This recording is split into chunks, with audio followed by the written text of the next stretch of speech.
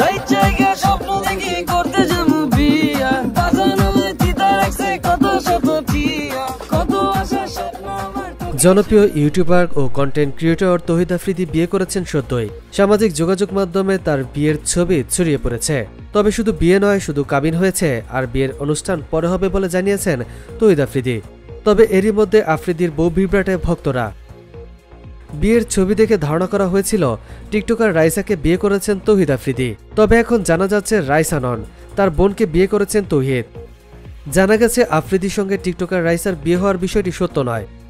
বিভিন্ন গণমাধ্যমে বিয়ের যেসব ছবি খবর হিসেবে ছড়িয়ে পড়েছে সেখানে পাত্রী রাইসা ছিলেন না। রাইসার বিয়ে 1 বছর আগেই হয়ে গেছে। এই তথ্য রাইসা নিজেই জানিয়েছেন তার ব্যক্তিগত ফেসবুক অ্যাকাউন্টে এক স্ট্যাটাসের মাধ্যমে। শুধু তাই নয়, তিনি আরও বলেছেন যে তিনি অনেক আগেই বিবাহিত, ফলে আফ্রিদির সঙ্গে তার বিয়ে কেন হবে। টিকটকার রাইসা বেশ কিছু ছবি পোস্ট করে লিখেছেন, রাইসা নন রামিসা আল রিসাকে বিয়ে করেছেন তৌহিদ আফ্রিদি।